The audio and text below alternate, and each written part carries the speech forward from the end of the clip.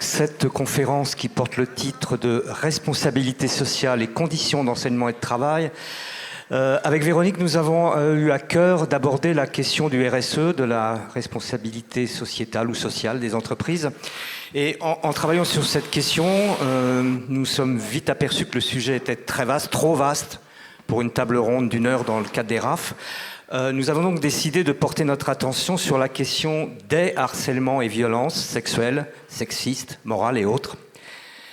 Les témoignages sont nombreux dans tous les replis de la société de ces violences, et je pense qu'il serait illusoire de penser que le monde de l'animation en est exempt.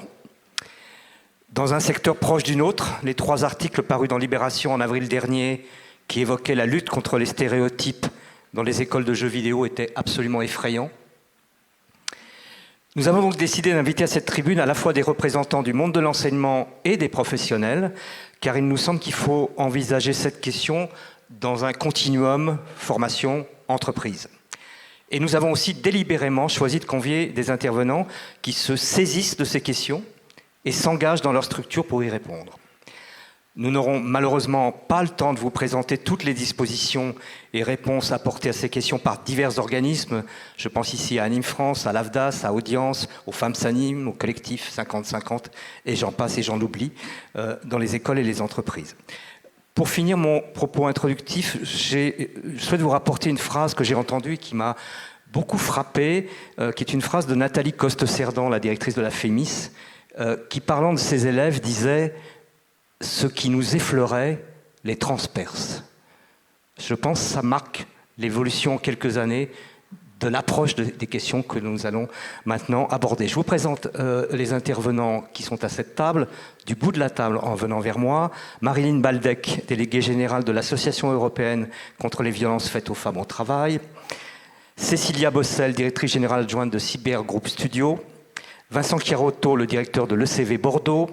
Cécile Blondel, directrice du développement international à Gobelin, l'école de l'image. Et Samy Fessy, à mes côtés, superviseur d'animation et enseignant. Je vais d'abord passer la parole à Marilyn. Je pense que tu vas préciser que tu agis en ce moment pour le compte du CNC et que ça va être une grande partie de ton intervention.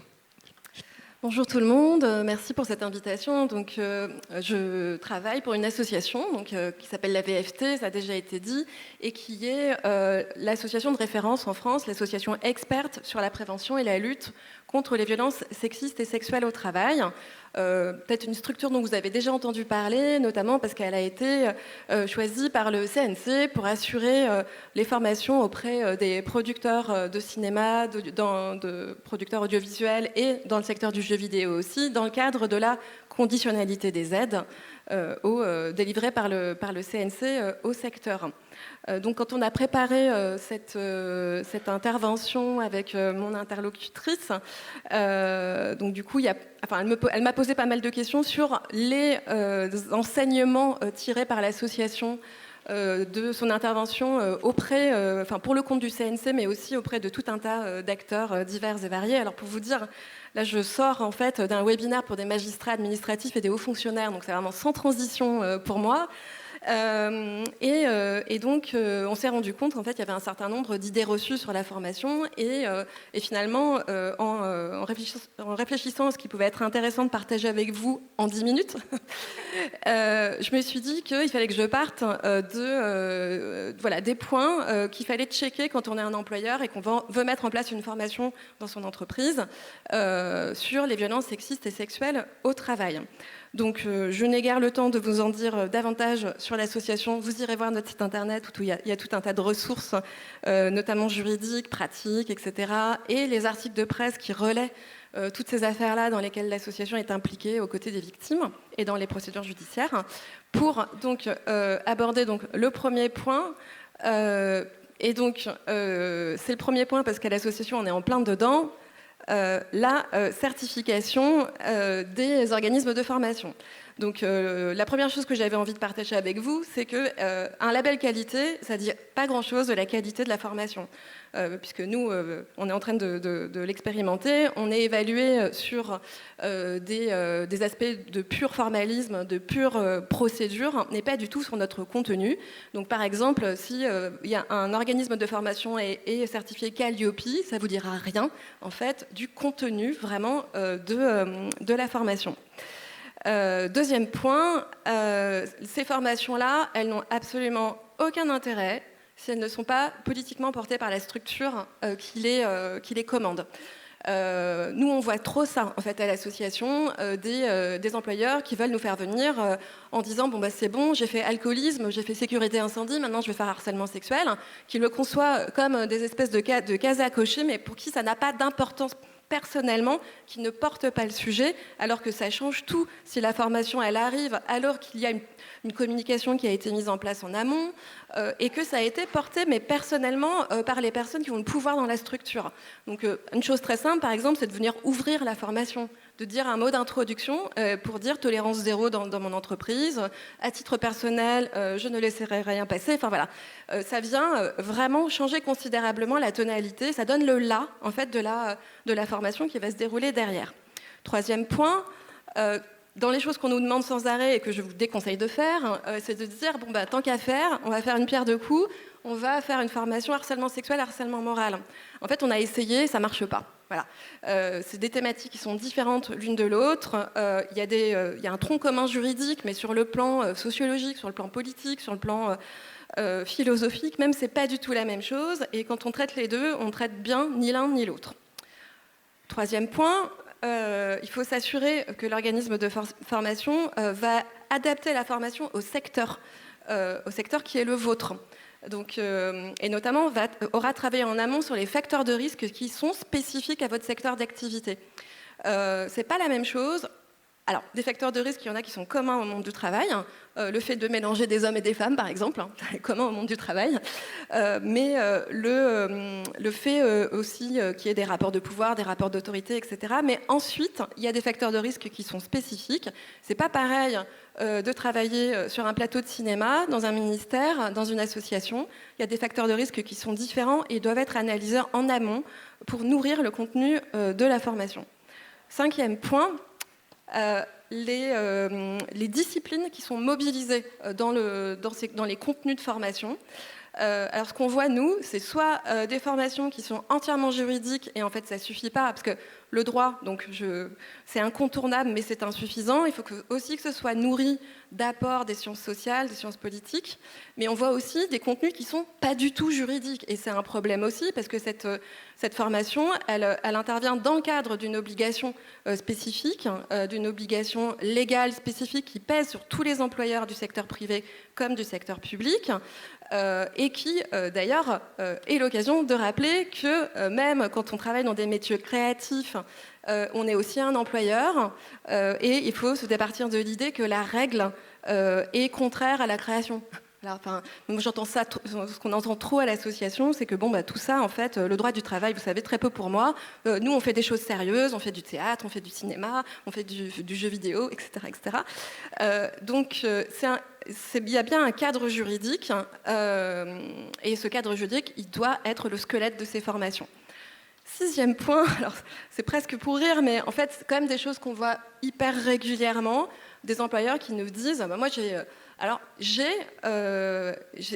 vraiment tout fait pour empêcher la survenance de harcèlement sexuel dans mon entreprise. J'ai offert des stages d'autodéfense à mes salariés. Alors ça, c'est absolument terrible, parce que ça s'inscrit dans un très long continuum de transfert de responsabilité sur les principales victimes, qui sont donc les femmes, où on considère que c'est leur affaire à elles, ce serait leur responsabilité à elles de faire en sorte de ne pas être victimes.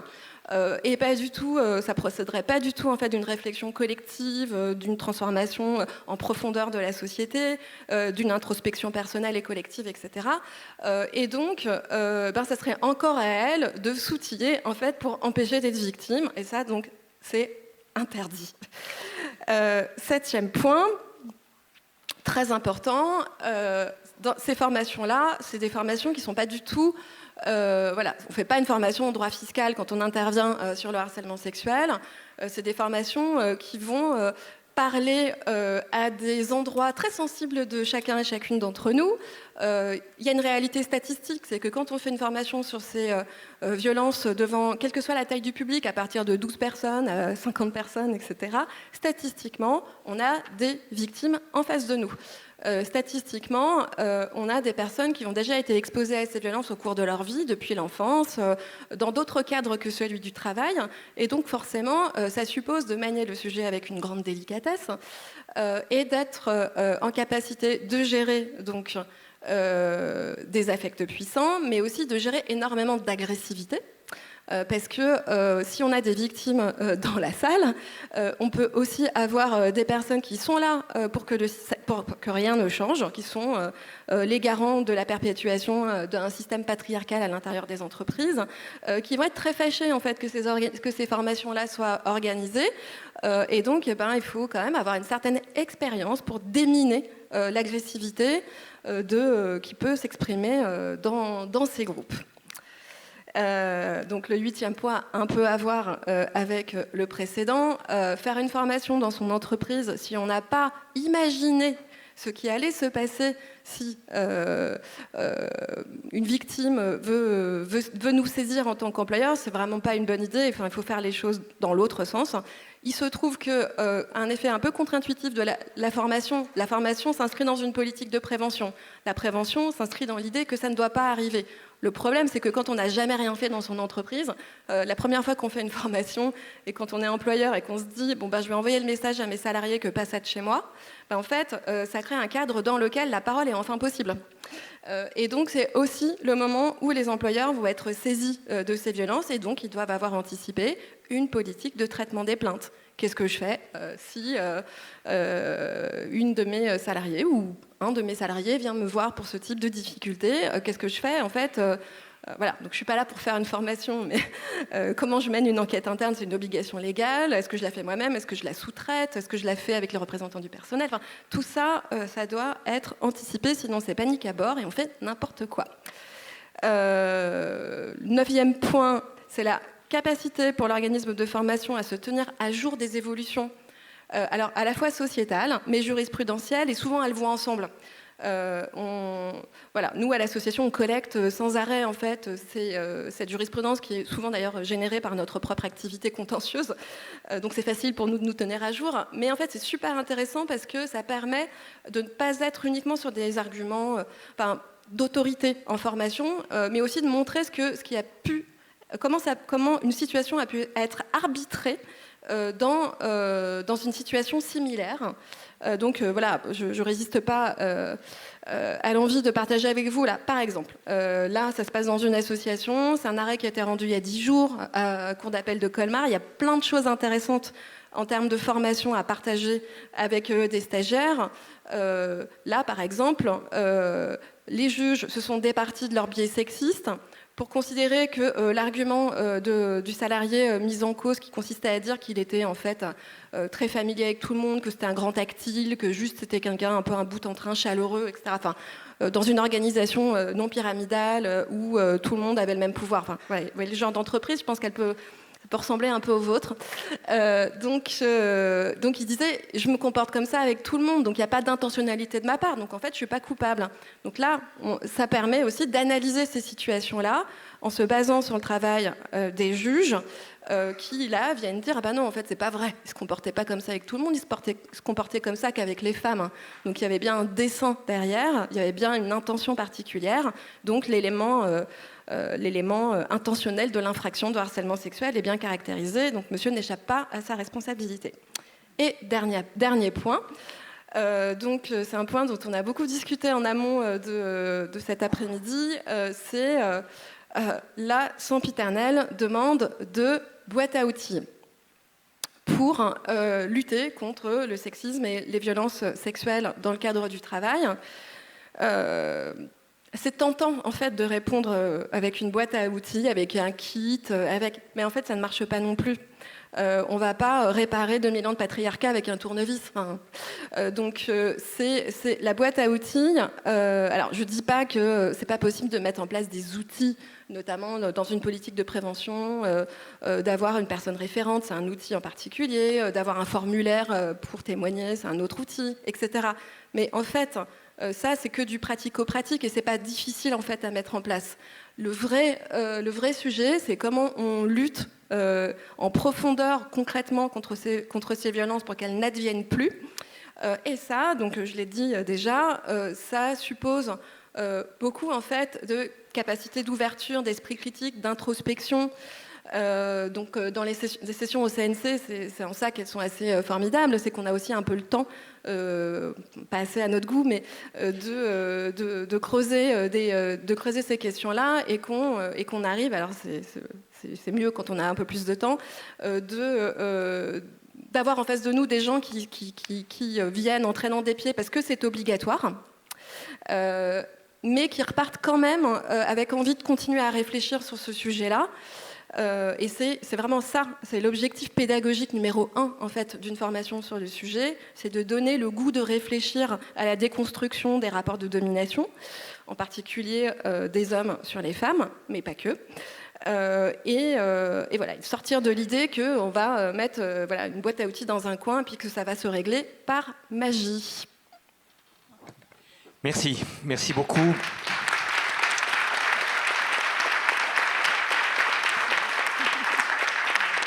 Tu as abordé dans la présentation toutes les questions que je voulais te poser, c'est merveilleux. Formidable, mais je pense que dans la salle tout à l'heure, il y en aura d'autres. Je vais donc demander à Cécilia de prendre le micro. Cécilia, quand nous avons échangé pour préparer cette table ronde, j'ai compris d'abord que la préoccupation qui est celle de Cyber aujourd'hui était aussi la tienne et depuis longtemps, notamment de par ton passage chez Disney. Et pour autant, ce que vous mettez en place actuellement chez Cyber, il y a eu plusieurs facteurs déclenchants. Je crois que le fait de prendre la parole derrière Marilyn... Oui, c'est fait exprès, au fait. Ouais, il y avait une petite intention derrière. Pas facile, hein, pas facile. Et puis, il y a d'autres raisons qui sont propres à Cyber, que tu vas nous expliquer, qui ont été déclenchants pour mettre en place ce que vous avez engagé. Oui. D'abord, merci de m'accueillir. Merci à tout le monde d'être présent. Et merci pour cette organisation incroyable. Bravo. Effectivement, c'est amusant que je suis juste derrière Marlene parce que ce qui était déclencheur, c'est effectivement cette fameuse formation au CNC où on nous a parlé de harcèlement pendant toute une matinée et quand l'intervenant a dit « mais alors ça vous fait quoi ?» j'ai dit « ça me fait très très mal ». Quand j'entends ça, j'ai dit « waouh, quelle souffrance, ça doit exister forcément dans notre studio, donc pas possible ». Donc en rentrant au bureau, parce que ça a pris un peu de temps avant que tout le monde soit au bureau. Et suite au confinement, parce qu'il y a une certaine agression qui est évidente après être enfermé pendant des mois, j'ai dit, il faut que je parle avec mon CSE, qu'on met en place cette formation. Et on a fait venir une avocate, très très bien, qui a fait une formation avec plein d'exemples très concrets, et qui nous a un peu éclairci sur le côté pénal, qu'on ne pense pas, pénal, social. Et donc, en fait, j'ai repris un peu, c'est Isabelle Mathieu, j'ai écrit son nom, du cabinet d'âme, qui a fait cette présentation, et j'ai pris juste un extrait à la fin, où on parle de la responsabilité de l'entreprise et de l'employeur. Juste avant, est-ce que tu peux nous dire à qui s'adressait cette formation Tu vas le dire. Oui, je vais en parler parce que c'est un point que Marlene a bien souligné. Quand on a commencé à parler de ça, j'en parlais avec le président et c'était évident que c'est nous, la direction, qui devait prendre en main et montrer l'importance. Et comme nous, on était obligés d'aller au CNC, sinon on n'a pas de sous, donc je suis allée. On dit pareil, c'est obligé, tout le monde était obligé de venir à cette formation. C'est 2 demi-journée. C'était beaucoup de temps. Mais toutes les réunions, où vous avez le choix entre le matin ou l'après-midi, mais je crois que même il y a des gens ici présents qui étaient obligés d'annuler un voyage pour être là. Donc oui, tout le monde était présent, c'était obligatoire, et la direction a été très impliquée et a fait un mot d'introduction en disant ceci c'est très sérieux, zéro tolérance. Donc c'était très clair dès le début. Et voilà, les gens ont pris ça très au sérieux. Alors, je reprends un peu les grands points, mais je crois que pour Marlene, ça va être pas suffisant. Mais pour nous, c'était un bon début. Donc, le rôle de l'employeur étant effectivement de prévenir, de détecter les potentiels harcèlements. Alors, nous, on a fait une faute. On a effectivement mis le moral avec le sexuel. Désolée. Et effectivement, on a mélangé les deux. C'était plutôt le moral qui était très évident après le confinement.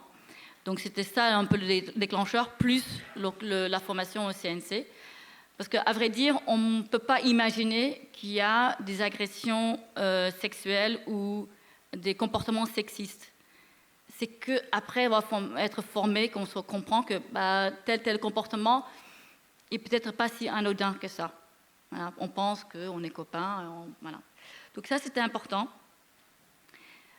Aussi de comprendre que tout le monde comprend que l'employeur est donc responsable pour le bien-être de ses employés, que c'est écrit dans le pénal, hein, donc il y a des articles, et que même sur le sexisme, c'est bien indiqué.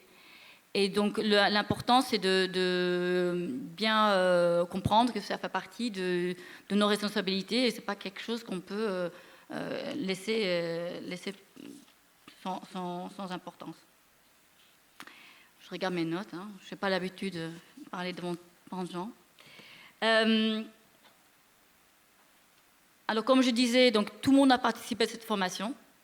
Les stagiaires, les permanents, surtout les permanents à vrai dire, la direction. Alors c'était très important, j'étais très inquiet parce que juste sortant de Covid, on a des dirigeants un peu plus âgés qui ne voulaient pas trop assister parce que, donc en fait on a reporté plusieurs fois cette formation pour que justement ils puissent participer. Et c'est clé. En fait c'est eux qui ont vraiment drivé l'attention pendant ces formations. Donc, ce qui était intéressant dans cette formation, c'est de pouvoir identifier qu'est-ce qui est un comportement sexiste ou une agression sexuelle ou morale. C'était plus sexiste et agression sexuelle, avec des exemples concrets, pour que les gens puissent dire « Ah, tiens, ça c'est quelque chose que je fais assez souvent, c'est peut-être pas comme il faut. » Ce qui était aussi très important, comme je disais, que la direction était là, qu'ils ont bien exprimé le fait qu'il y avait vraiment zéro tolérance et qu'on allait prendre ça au sérieux, qu'on allait mettre en place une organisation avec des référents, avec des réunions pour justement lutter contre ceci.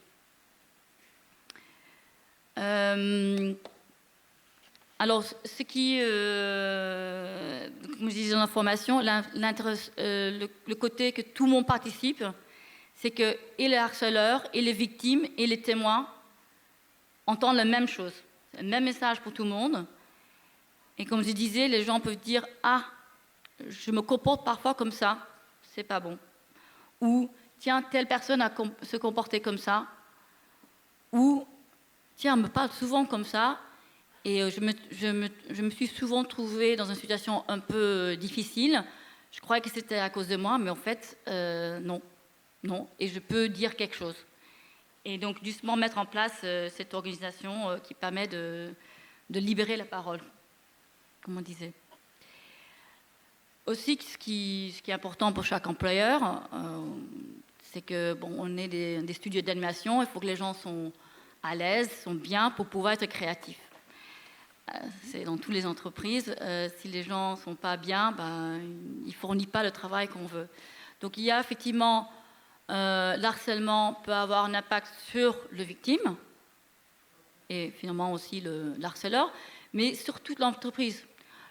L'ambiance ne va pas bien, les gens se mettent en arrêt maladie, on prend des retards, on ne produit pas à temps pour le diffuseur et potentiellement on a des problèmes juridiques, pénals, très coûteux et très très mauvaises pour l'image. Je crois qu'il y a des sociétés de jeux vidéo qui ont un peu souffert. Concrètement, qu'est-ce qu'on a donc jusqu'à maintenant mis en place et ce qu'on souhaite améliorer?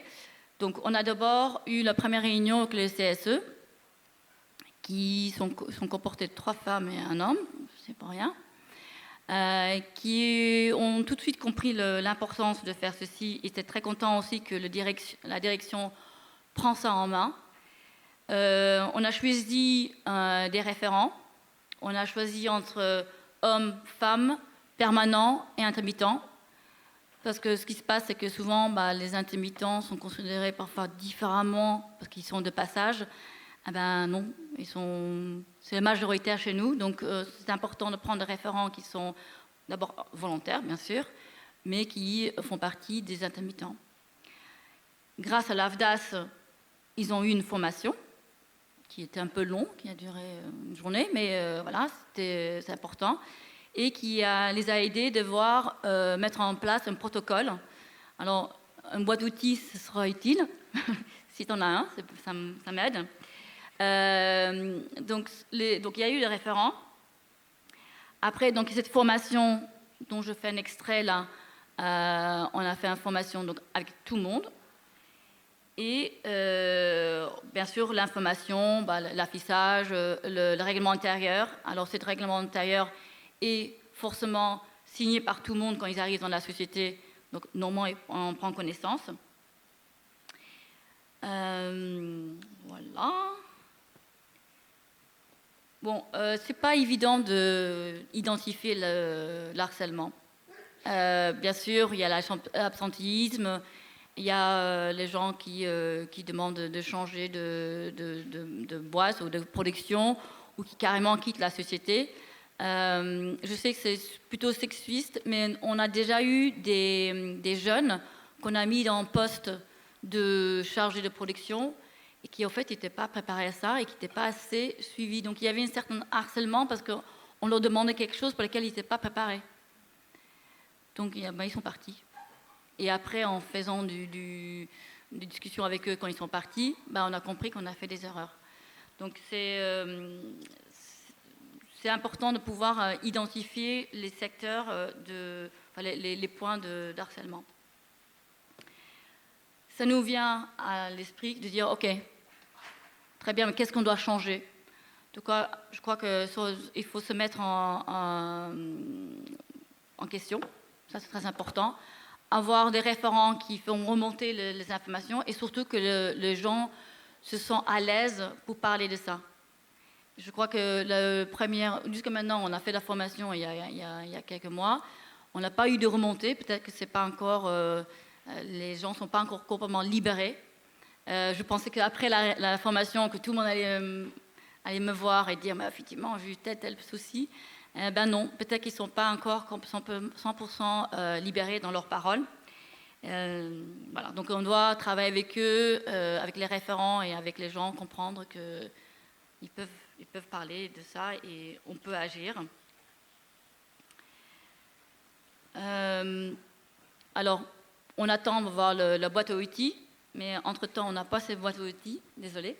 C'est juste, donc nous, on a identifié ça comme 4 étapes. D'abord, s'il y a on nous signale une situation difficile, d'abord parler avec la personne et dire, voilà, on a entendu ça, on le prend au sérieux. C'est pas que des histoires, on t'écoute. Après, on écoute l'autre partie aussi et de faire un peu notre idée sur les choses. Et si ça devient sérieux, là, faire appel à des professionnels. Encore une fois, nous, on est très novices dans ce site, donc je crois que peut-être qu'il y a des studios qui ont mis en place des choses bien plus sophistiquées que nous, mais on prend ça très à cœur et on souhaite qu'il y ait un vrai bien-être au travail et que les gens puissent se libérer. Voilà. En tout cas, on est tous responsables. C'est ce que je voulais finir avec ça. Il y a bien sûr la direction, il y a bien sûr les référents, mais si les gens ne se libèrent pas, on ne saura pas. Voilà. Merci. Merci Cécile.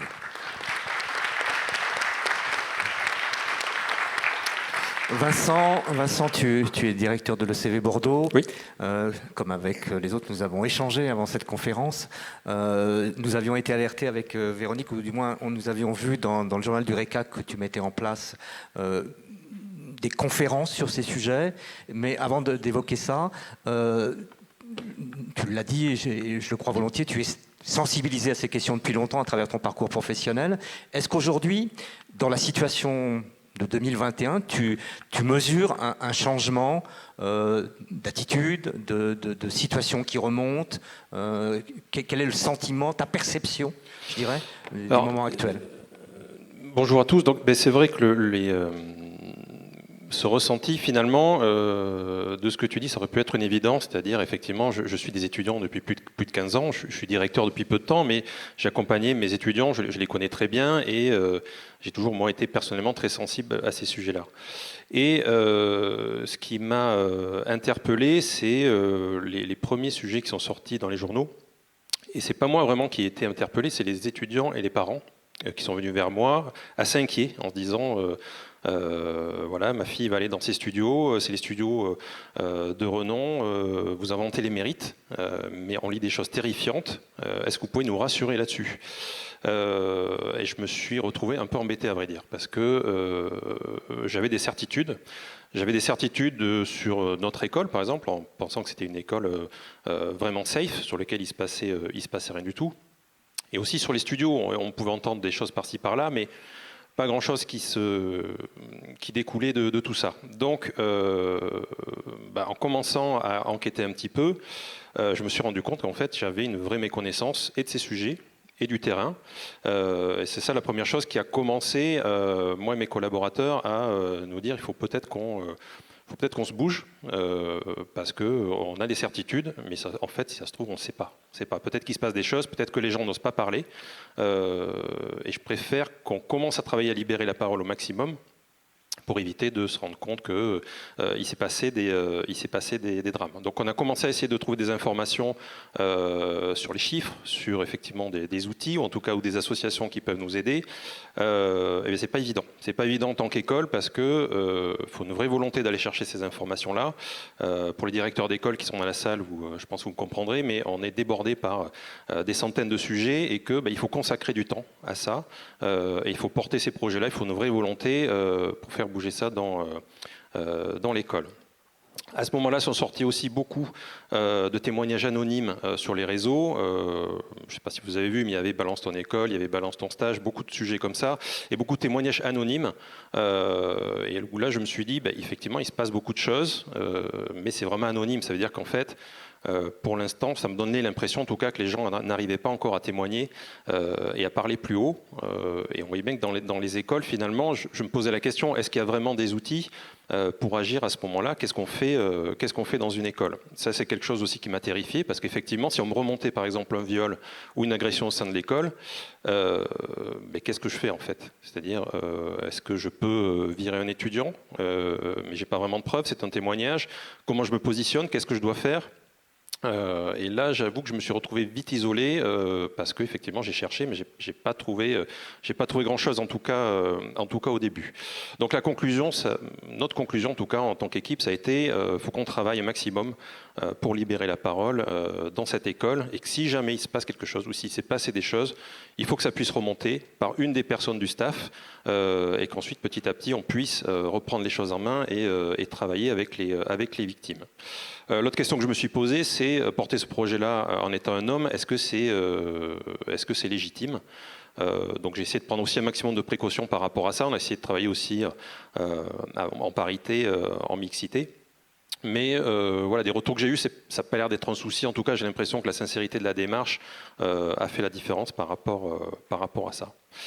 Donc, qu'est-ce qu'on a fait? Qu'est-ce qu'on a en tout cas entrepris de faire? On s'est dit, on va essayer de sensibiliser et on va essayer de mettre en place des conférences avec des associations. Effectivement, donc il a fallu donner du temps pour mettre ça en place. Mais je me rends compte, en tout cas pour l'instant du recul que j'ai, c'est pas quelque chose qui date de très longtemps chez nous, ça va faire bientôt 2 ans, mais je me rends compte que ce qui commence à payer progressivement pour libérer la parole, c'est de marteler ce message-là au sein des écoles et d'affirmer quelle est la politique de l'école sur ce sujet. Donc ça veut dire aussi qu'il faut changer parfois l'ADN d'une école et montrer, expliquer comment on se positionne, dénoncer certaines choses et puis remettre les choses aussi à sa place. Par exemple, c'est vrai qu'un enseignant, on a pu avoir dans des écoles de temps en temps des enseignants qui sont sortis avec des étudiantes. Ça arrivait il y a plusieurs années. Et même moi, j'ai pu me dire, bon, ils sont adultes, ils sont majeurs, c'est de leur propre responsabilité, je n'ai pas à intervenir là-dessus. En discutant avec beaucoup de personnes, je me rends compte qu'en fait, un enseignant a un pouvoir de hiérarchie, il va donner des notes, il peut influencer aussi la volonté d'une personne s'il est malveillant. Donc on ne peut pas le tolérer. Et donc tout ça, ça fait partie aussi des réflexions. Et au fur et à mesure qu'on a avancé avec les conférences et avec ces réflexions-là, j'avoue que les problématiques qu'on a découvertes sont en fait, s'agrandissent. En fait, c'est une volonté qui est forte, mais qui demande énormément d'efforts pour arriver à mettre ça en place au sein d'une école. Donc lorsqu'on a mis en place ces conférences, donc ça a très bien marché, c'était pendant le confinement, donc c'était des conférences online, ça a amené justement pas mal de gens. Déjà le premier constat, c'était qu'on était à 90% de femmes qui étaient là en tant que public sur ces conférences-là. Donc c'est dommage parce que moi la démarche était de sensibiliser et je voulais pas sensibiliser avec une obligation de participation, ce qui me semblait contre-productif. Donc en tout cas sur les premières conférences, il y avait énormément de femmes. Et là, c'était terrifiant en fait, parce que je me suis rendu compte que dans toutes les étudiantes, en tout cas qui ont témoigné, elles ont toutes subi dans leur vie des agressions, du sexisme, pour beaucoup des viols, alors pas au sein de l'école, mais en tout cas dans leur vie. Ça m'a complètement terrifié. Je me suis rendu compte à quel point je n'étais pas conscient en fait, tout simplement du positionnement féminin aujourd'hui dans la société. Et on a eu aussi des témoignages, alors pareil, qui n'étaient pas au sein de l'école, mais lors des stages, par exemple, des comportements de maîtres de stage. À l'ECV, on a aussi une section de design, donc dans certaines boîtes de publicité, par exemple, il y a des choses assez terrifiantes. Et donc, cette première conférence qui était avec l'association End the Way, qui était une conférence qui était quand même top, nous a énormément renseigné là-dessus, nous a terrifié, mais nous a amené aussi pas mal d'informations, comme le disait tout à l'heure Cécilia, sur légalement qu'est-ce qu'on peut faire, qu'est-ce que du harcèlement, qu'est-ce qu'un viol, comment on peut se positionner, est-ce qu'il faut porter plainte ou pas, et comment on peut essayer, nous, au mieux, d'accompagner les étudiants. À partir de là, on a décidé de créer une cellule VSS au sein de l'école, donc une cellule qui serait ouverte aux étudiants qui veulent venir nous voir pour communiquer autour des violences sexistes et sexuelles, dont je fais partie de cette cellule, plus une de mes collaboratrices. Et voilà, donc ce que j'attends maintenant, c'est qu'on puisse être formé, parce que c'est effectivement les formations là-dessus, comme par exemple Safe Campus, qui est super. On a beaucoup de mal à les avoir parce qu'ils sont complètement débordés aujourd'hui par tous ces sujets-là. Mais on se rend compte aussi qu'on ne sait pas, on ne sait pas comment agir. Moi, demain, effectivement, il y a un viol entre 2 étudiants lors d'une soirée. Est-ce que c'est de ma responsabilité? Est-ce que l'étudiant, je dois le virer, je dois le changer de classe? Si je n'agis pas, ça veut dire que toutes les étudiantes de l'école vont penser qu'on est une école qui est laxiste. Et ce n'est pas ce que je souhaite. Donc il y a encore beaucoup de choses à faire évoluer là-dessus au sein de nos écoles, pour pouvoir prendre en tout cas des décisions et savoir comment agir. D'autres choses qu'on a essayé de mettre en place, ce sont aussi des sessions de psychopédagogie, où c'est anonyme, où les étudiants peuvent venir parler librement tous les 15 jours autour de sessions individuelles. On a changé également de règlement intérieur avec des notions aussi de harcèlement ou d'agression, et j'étais assez halluciné de voir que dans nos règlements, il n'y avait pas ces notions-là, par exemple, alors que ça me semblait évident. Là, je suis en train de réfléchir à une charte d'engagement pour nos intervenants, par exemple, ou pour les étudiants. Et puis, je me suis rendu compte qu'un des messages qui porte le plus, c'est lors de la pré-rentrée, c'est en fait tous les messages officiels qu'on peut avoir. Là, forcément, les étudiants sont là, ils ne viennent pas pour écouter ça, mais à ce moment-là, c'est là où on peut capter leur attention et montrer la politique d'une école là-dessus, en montrant qu'on sera intransigeant et qu'on sera intolérant sur tous ces sujets-là, en tout cas pour ceux qui dépasseraient les limites. Au niveau des associations, c'est pas évident non plus de savoir quelle association on peut faire venir dans une école. Il y en a qui vont être très extrêmes dans leur positionnement et ça peut amener un discours complètement négatif finalement auprès souvent des étudiants qui, eux, peuvent avoir du mal à adhérer à ce type de positionnement. Donc aujourd'hui, on a fait 3 conférences. On a fait Women in Game, qui est plus dans le jeu vidéo, mais qui sont très impliqués sur tous ces débats-là. Et c'est une association, ils sont assez nombreux, donc voilà, on a pu avoir des interlocutrices qui étaient passionnantes, qui nous ont vraiment informés, qui ont beaucoup rassuré les étudiantes sur les studios de jeu notamment. And the Way, qui sont plus effectivement sur les violences sexuelles, mais qui font une conférence qui est vraiment top, qui sensibilise énormément, je vous le conseille vraiment. Et puis une autre association qui s'appelle IOP, qui elle se bat pour que lorsqu'on fait des témoignages vidéo, lorsqu'il se passe quelque chose, amène les outils justement pour qu'on puisse montrer ces vidéos-là et que ça puisse servir de preuve. Donc il y a plein d'autres associations. Ce qu'on s'est rendu compte aussi, c'est que ça avait un coût. Lorsqu'on fait venir une association, moi naïvement, je pensais que c'était gratuit, on portait une bonne parole. Pas du tout, ça peut avoir un coût, ça peut être même très cher. Donc encore une fois, c'est une volonté d'école d'investir sur ce type de sujet. Et puis voilà, puis je crois qu'on a un dernier sujet, je crois que c'était sur les soirées. Effectivement, c'est quelque chose qui peut m'inquiéter énormément, les soirées d'études ou les soirées d'école avec les BDE, avec des soirées où il y a plein d'étudiants qui se retrouvent, puisqu'on n'a personne de responsable de l'école qui s'y trouve. Et quelle est notre responsabilité derrière là-dessus? Je pense qu'on a une responsabilité, en tout cas derrière, de suivi et d'encadrement de ces étudiants. Si c'est passé quelque chose sur une soirée, il faut que les étudiantes puissent pouvoir nous en parler et qu'on puisse les encadrer. Voilà, il y a des choses qu'on peut faire au sein d'une école, on peut faire des enquêtes internes, on peut recueillir des témoignages, on peut accompagner les étudiantes pour savoir si elles veulent porter plainte ou comment elles peuvent le faire en tout cas. Et je pense que c'est comme ça qu'on peut se positionner. Merci beaucoup Vincent.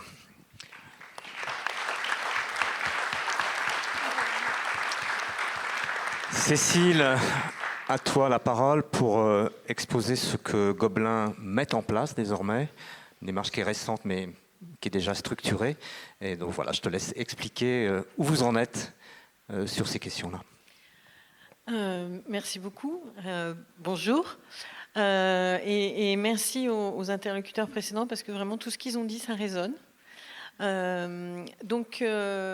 Gobelin a décidé de s'engager justement sur la mise en place d'un dispositif de prévention des violences sexistes et sexuelles, mais aussi de tout ce qui est forme de violence de type discrimination, que ce soit le racisme, que ce soit les questions LGBTQI+, que ce soit le handicap. Attends, je tire le fil, je suis désolée Vincent, voilà. Voilà. Là, c'est mieux. Ça va? D'accord. Tout ce qui est VSS, tout ce qui est discrimination, racisme, on a en animation 50% d'étudiants internationaux, donc ça nous concerne de très très près et très fort. Toutes les questions LGBTQI+, le handicap et les libertés de choix et d'expression, quelles qu'elles soient. Vous le faites maintenant parce que ces questions sont en train de monter dans l'école ?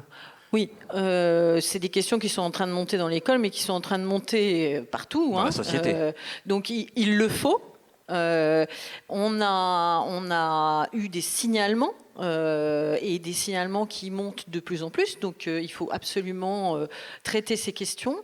Et puis l'école, c'est un sanctuaire. Hein, ça doit être un endroit où on se forme de façon sereine dans un environnement, alors on disait safe campus, mais effectivement un environnement sain. Voilà. Safe Campus, c'est le nom de votre partenaire, c'est un Exactement. enchaînement merveilleux. Donc Exactement. vous avez choisi de travailler avec un partenaire extérieur pour mener à bien cette démarche. Absolument. Donc on a choisi de se faire accompagner parce qu'effectivement, mes camarades de table l'ont dit, ce sont des sujets qui sont complexes, ce sont des sujets qui ne se traitent pas comme ça. Ça demande des réflexions, des compétences, ça demande d'être soutenu par la direction et c'est ce qui se passe. Il y a une impulsion de la direction qui est très nette. Ça demande à ce que les autres collaborateurs s'en emparent et les portent. Donc c'est un travail d'équipe, c'est un travail long pour nous former, nous. Il y a un cadre légal, mais il y a aussi, alors on parlait de la libération de la parole, on parlait des émotions. comment on traite ces émotions qui remontent, que ce soit des émotions traumatiques, que ce soit l'agressivité ou même la colère, de tous les côtés. Donc on a vraiment souhaité se faire accompagner pour apprendre. Alors, apparaît là sur l'écran le dispositif. Tu peux sans doute maintenant nous le détailler, nous expliquer l'ensemble de la démarche. Tout à fait. Alors, cette démarche, elle est en trois phases ou en trois parties. D'abord, la mise en place d'un protocole de signalement. Donc, je reprécise que nous sommes accompagnés par Safe Campus, dont Vincent a parlé, qui est une association qui a été montée par une jeune femme qui s'appelle Marine Duprier, qui est spécialisée justement dans le traitement des VSS, donc violences sexuelles et sexistes. Donc nous, on a souhaité mettre en place ce dispositif. Alors dispositif veut dire plusieurs phases, ça veut dire que c'est long aussi. C'est pas quelque chose qui se traite. On fait effectivement une session d'autodéfense et on n'en parle plus. Mais ça concerne toute l'école, et ça concerne toute l'école, l'ensemble du personnel et l'ensemble des étudiants. Et on a aussi des cercles autour de l'école. On a beaucoup d'apprentis. Donc ça concerne aussi ces systèmes d'apprentissage. On a des stages obligatoires. Donc ça rayonne vraiment. Ça part du cœur de l'école. Et puis, ça rayonne. Donc, le protocole de signalement, c'est d'abord la mise en place d'une plateforme pour signaler, qui s'appelle Signalement Net. Cette plateforme, elle est à la disposition des étudiants et des encadrants. Donc, tout le monde y a accès pour faire un signalement. Elle est ouverte 24 heures sur 24. À l'heure actuelle, elle est en 3 langues, en français, en anglais et en espagnol. On pense qu'on va aussi faire une traduction en chinois. Elle est complètement confidentielle. Alors, elle est conforme RGPD complètement. Elle est vraiment, elle permet de recevoir donc les signalements, mais ensuite de les traiter. C'est pas juste un réceptacle. On a aussi mis en place une cellule d'écoute qui est composée de plusieurs personnes avec des compétences, je dirais, différentes. Donc on a une cellule d'écoute psychologique et médico-sociale. On a la chance d'avoir une infirmière sur le campus. Donc elle s'occupe de recevoir justement la parole psychologique. On a également un psychologue qui n'est pas sur le campus, mais qui est maintenant dédié à ça. Donc on sait quelle est la réponse. Et puis on a une commission de suivi. On a aussi une commission d'enquête si il y a besoin de faire une enquête ou s'il y a souhait de faire une enquête. Donc, on a ce qui est très important aussi, on parlait du règlement, Vincent évoquait le règlement intérieur. Donc on a modifié notre règlement intérieur pour inclure tout ça, et en le modifiant, on s'est rendu compte de l'importance de nommer et qualifier les choses. Alors bien sûr, on a un règlement intérieur qui décrit chaque comportement en fonction de sa qualification légale, délit, crime. Et ça nous permet, bien sûr, à nous d'avoir décidé avec la commission de suivi, pas tout seul, mais en équipe, des sanctions qu'on voulait mettre, mais aussi c'est un outil qui permet une prise de conscience. C'est-à-dire que je me rends compte que quand les étudiants lisent ce règlement, ils disent « Ah, oui, le cyberharcèlement, c'est ça. Et le cyberharcèlement, oui, c'est grave. » Donc on voit la loi. On a un tableau qui décrit bien, et c'est Safe Campus qui nous a aidés à le faire. Et tout ce protocole permet justement la prise de conscience. Donc c'est très important que les choses soient nommées et qu'elles soient inscrites. On a aussi formé tous nos encadrants. Alors c'était 2 jours de formation qui ont été faites également par Safe Campus. On a une sensibilisation qui est faite en ce moment à tous nos étudiants par Safe Campus et par une association qui s'appelle En Avant Toutes. On les sensibilise sur ces questions, on les informe beaucoup. Il y a une partie juridique aussi pendant ces sessions. On leur donne des contacts de chat, on leur donne des contacts d'autres associations, on discute beaucoup ensemble. Alors effectivement, la parole se libère. Elle se libère très différemment selon les groupes et les tranches d'âge. Elle peut se libérer avec de grosses émotions. C'est pour ça que aussi c'est Safe Campus et En Avant Toutes qui sont présents et qui vont être là pour recevoir et redonner de façon appropriée. Elle peut se libérer avec beaucoup d'agressivité aussi. Mais là, on commence à entendre des choses. On est la semaine prochaine d'ailleurs, on rédige avec les étudiants une charte et on va se choisir un nom pour ce dispositif, parce que pour le moment on dit Safe Campus, mais c'est pas nous Safe Campus, c'est l'association de Marine. Et on va commencer toute une programmation de communication interne, et ce sont les étudiants aussi bien les Français que les internationaux avec lesquels on va faire ça. Et voilà, on commence, on apprend en faisant. C'est incroyable comme expérience, vraiment incroyable. Est-ce que tu as le sentiment, avant de passer la parole à Samy, que ça a déjà infusé dans l'école, que ça a changé les comportements, certes, mais aussi les manières d'être. Tu parlais de bien-être dans l'entreprise, on peut parler aussi de bien-être dans l'école. Est-ce que ça contribue, cette mise en place du dispositif ? Alors, le bien-être à l'école, c'est fondamental. C'est absolument fondamental. Oui, bien sûr. Là, on en est au début. Il y a le calendrier. Donc, vous voyez qu'on est dans le processus. Mais oui, ça commence. Oui, bien sûr. Bien sûr. Alors ça, moi d'expérience là, pour le moment, ce qui se passe, c'est que j'entends beaucoup de retours. Je dirais que les internationaux sont les premiers à parler. Les Américains du Nord, beaucoup. Et les Français suivent.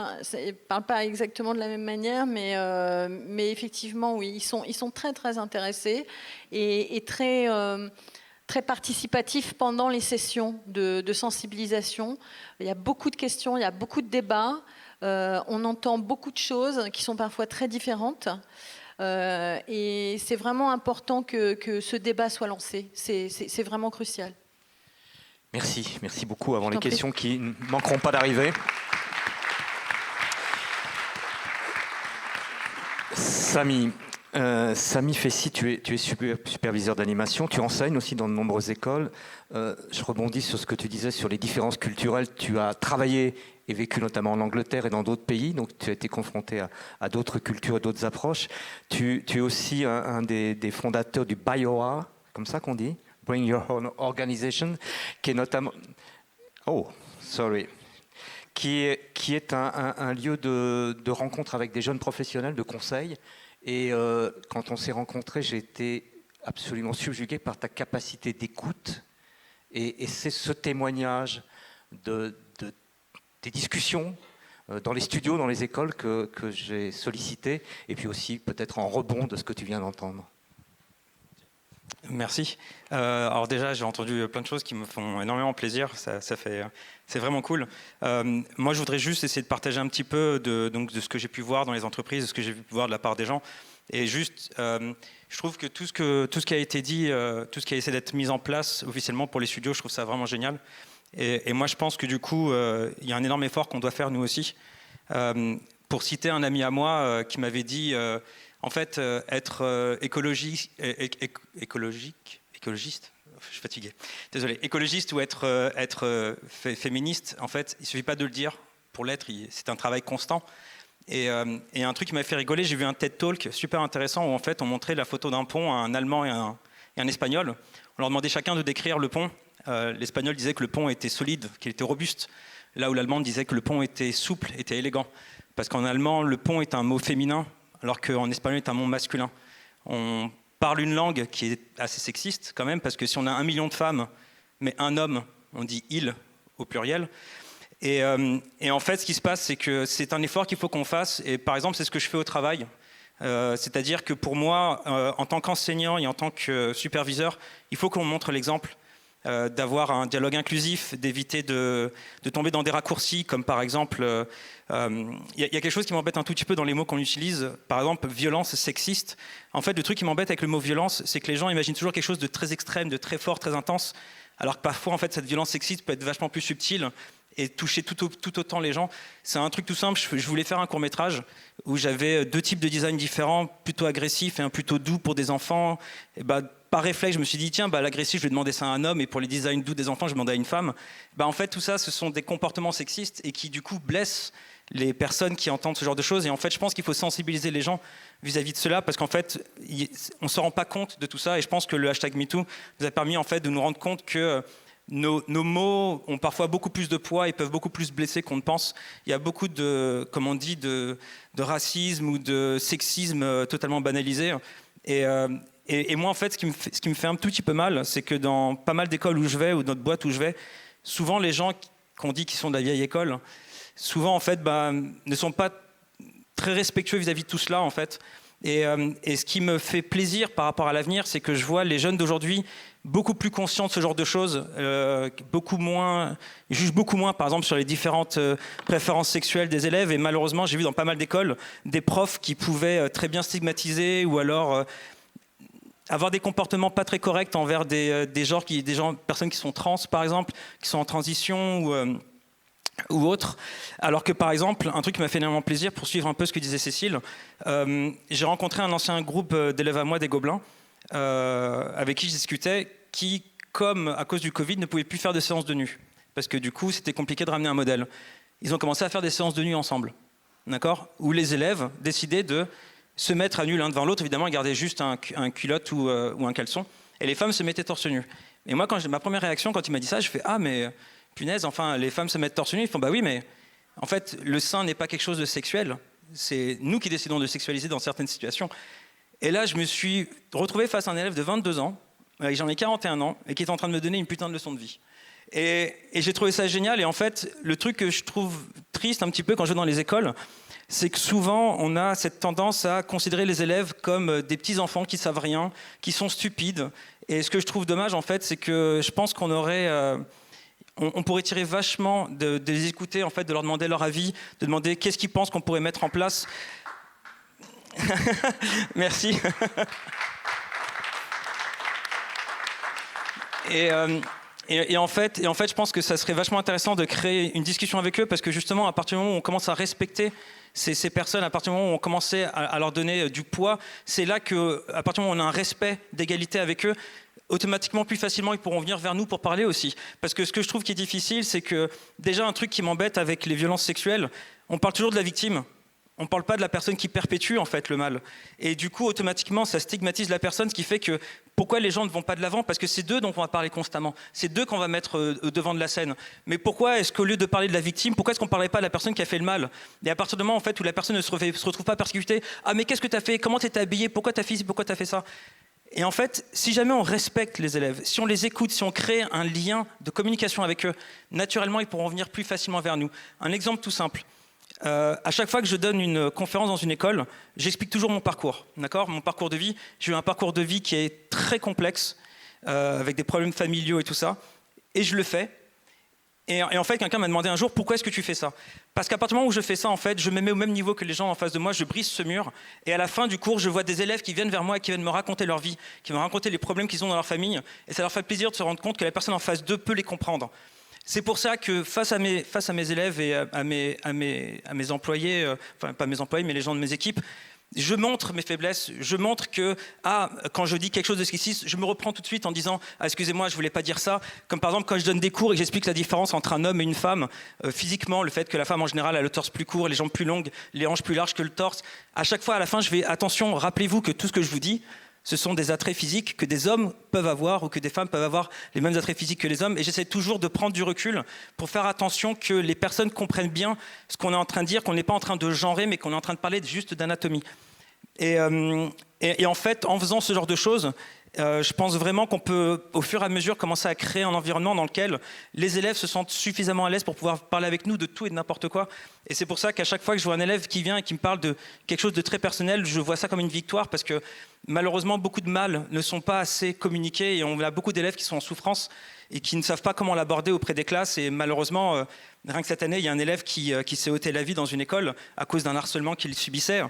Et c'est pour ça que je pense que ce qui serait bien, c'est d'avoir plus de formation envers les enseignants, envers les superviseurs. Moi, ce que je trouve triste, c'est qu'il y a 10 ans, j'ai eu mon premier poste de lead en Espagne, et j'étais un lead horrible. J'étais vraiment horrible parce que j'étais pas du tout à l'écoute des besoins de mes artistes. Je pensais que mes solutions étaient la meilleure solution, et c'est là que je me suis rendu compte, à la fin de ce projet, je me suis dit, mais mince, on m'a mis un taf de responsabilité, mais personne ne m'a formé. Personne ne m'a expliqué comment communiquer, comment apprendre à écouter les besoins de mes artistes, comment apprendre à faire attention au poids de mes mots. Et ensuite, je me suis retrouvé dans des écoles, face à des enseignants qui n'ont jamais été formés sur la psychologie, sur comment créer un lien avec les élèves, comment communiquer avec eux. Et c'est pour ça qu'en fait, je me dis que principalement, je pense, le plus important, c'est surtout de former les enseignants et de leur faire comprendre en fait l'importance du bien-être des personnes en face de nous, du respect, de ne pas rabaisser les gens. Et je voudrais aussi aborder un autre sujet, un dernier, désolé, un dernier sujet qui me tient énormément à cœur. Il y a 3 ans, en fait, toute ma vie, j'ai eu d'énormes problèmes au niveau du travail, au niveau de la communication, me relationnelle avec mes autres collègues de travail. Et il y a 3 ans seulement, j'ai été diagnostiqué autiste Asperger. Et c'est là que tout d'un coup, je me suis rendu compte de tout ce qui s'était mal passé dans ma vie et à quel point c'était lié à cela. Et en fait, quand je vais dans les boîtes et je vais dans les écoles, malheureusement, trop de gens ne sont pas du tout sensibilisés à ça. Donc, aujourd'hui, maintenant, on sait pour l'hashtag MeToo, parce qu'on a été sensibilisé à cela. Sur l'homosexualité, maintenant, on sait que ce n'est pas une maladie de sang, on commence à respecter ça enfin. Et en fait, je me rends compte qu'à chaque fois, il faut qu'il y ait un drame, il faut qu'il y ait quelque chose de grave, pour que tout d'un coup, on commence à se sensibiliser vis-à-vis d'un sujet.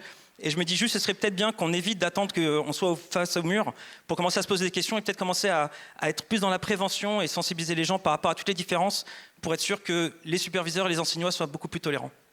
Voilà.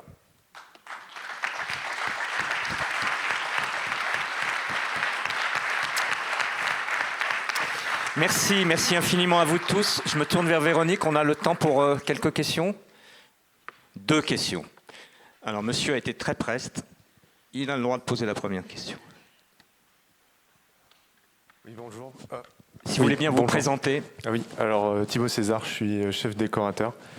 Déjà, je voulais remercier tout le panel d'intervenantes et intervenants parce que c'est vrai qu'il y a beaucoup de choses qui résonnent avec des discussions qu'on a eues avec pas mal de collègues et professionnels dans le Nord dernièrement. Et notamment ce besoin en fait en formation sur tous ces sujets. Parce que, par exemple, à titre personnel, ces dernières années, j'ai vu apparaître dans les contrats de travail des paragraphes et des rappels sur toutes ces notions de harcèlement et sexuel, moral, etc. Et visiblement, en fait, pas mal de professionnels signent et paraphent leur contrat sans lire toutes les lignes et tous les paragraphes. Et beaucoup avaient loupé l'apparition de certains paragraphes comme ceux-là.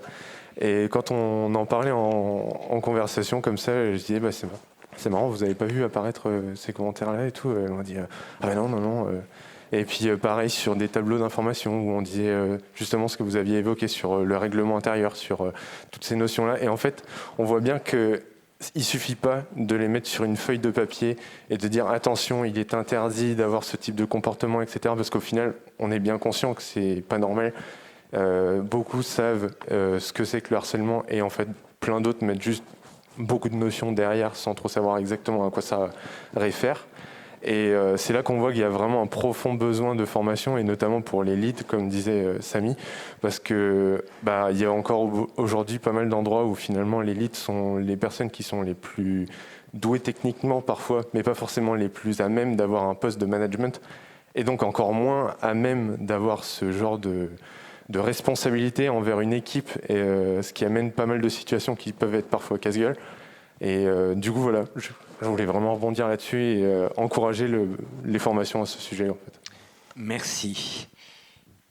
Je suppose que ça n'engage pas de réponse de la tribune, mais ce témoignage était important. Laurent, au premier rang, Laurent Blois, enfin au troisième rang, pardon, dans les premiers rangs. Ah, il y avait quelqu'un avant? Ah oui.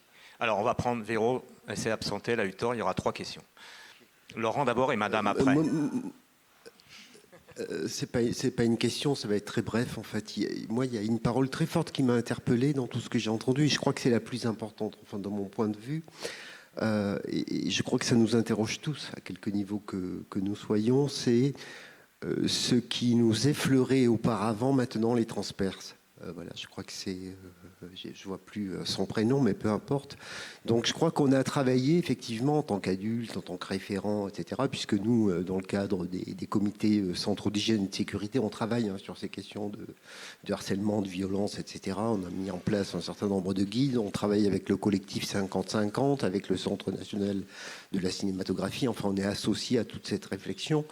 Moi, ce qui a le plus résonné dans tout ce que j'ai entendu là, en tout cas, c'est ça. C'est-à-dire que sociétalement, on a à s'interroger sur qu'est-ce qui fait qu'à un moment donné, ce qui nous effleurait, effectivement, aujourd'hui transperce. Et je crois qu'on a une responsabilité particulière à quelque niveau que l'on soit, au niveau de l'entreprise, au niveau de l'accompagnement syndical pour ce qui me concerne, puisque moi je suis responsable syndical, etc., qu'on soit enseignant, etc. Je crois que c'est aussi une question de société et je crois qu'on aurait intérêt, les uns et les autres, effectivement, alors évidemment pas dans ce cadre, mais à tenter d'y répondre. Merci Laurent. Avant de passer la parole à Madame, tu as abordé brièvement, je crois qu'il y a une question qui est aussi pendante au secteur de l'animation, c'est son non-rattachement à un CCH-SCT. Il y en a deux, il y en a un pour l'audiovisuel et le cinéma, et l'animation n'est rattachée ni à l'un ni à l'autre. Je pense que c'est une question que le secteur devra se poser, essayer d'avancer vers une solution sur ce terrain-là. Madame, et ensuite nous mettrons fin à cette table ronde. Oui, moi je voulais rebondir aussi sur la première remarque qui est un peu sur le témoignage de Samy. Moi j'ai un parcours de direction de production et j'enseigne aussi dans des écoles d'animation. Et je trouve aussi que dans le secteur, un petit peu encore une fois, comme ce qui a été évoqué tout à l'heure, on parlait du manque de formation des leads. Il y a aussi un manque de formation des équipes de production sur la partie management au final. Parce qu'en fait, il y a quand même, enfin moi en tout cas je viens de la formation de LGPA Gobelin et on a eu très peu de cours liés au management. On a eu plein de cours super, mais pas celui-là, et ça je le déplore. On apprend beaucoup en fait sur le terrain nous-mêmes. Et l'autre point que je voulais soulever sur la partie production, c'est aussi le lien entre la production et les leads. Et il y a plein de studios qui ont très très à cœur justement ce management et d'avoir une relation très étroite entre ces équipes-là. Il y en a encore d'autres où il y a vraiment beaucoup de chemin à faire, où les leads sont très seuls avec leurs équipes à gérer les équipes et la production est un peu tout seul dans son coin, dans son bureau à se pointer le jour où juste il y a un problème financier ou que sais-je. Et ça aussi, je le déplore. Je pense qu'il faut dans les studios remettre un petit peu au cœur de nos projets justement le rôle en fait qu'on est censé porter nous en tant que production, qui n'est pas juste de suivre des tableurs et des budgets. Et dernier point sur la partie production, c'est aussi d'enseigner cette partie-là dans les écoles. En fait, les étudiants, dans tout, on parle de là du harcèlement, mais c'est valable en fait pour tout ce qui est les droits et devoirs en fait des étudiants. Ils ne connaissent rien là-dessus. Il y a très très peu d'écoles en fait qui laissent l'opportunité à des gens comme moi en fait de venir donner des interventions et de sensibiliser les étudiants sur les réalités du secteur, les réalités des studios, les choses desquelles il faut se méfier, le cadre légal qui existe, les conventions collectives. Les CSE, enfin toutes ces notions qui sont complètement, tellement loin de leurs préoccupations quand ils sont étudiants et en fait ils se retrouvent un jour balancés dans ce secteur-là à juste ne pas savoir comment réagir en pensant que c'est un secteur de bisounours sous prétexte qu'on fait des dessins animés. Or on sait très bien que c'est pas forcément le cas. Samy parlait de drames, on en a eu des drames sur des longs métrages il y a pas très longtemps aussi, donc on en a des drames en fait et voilà, je pense que vraiment il y a un truc côté école à sensibiliser plus les étudiants aussi à la réalité du métier pour qu'ils soient plus armés à ce que c'est d'intégrer une entreprise, en fait, tout simplement. Merci beaucoup. Merci à vous tous, vous toutes, qui étiez à cette tribune.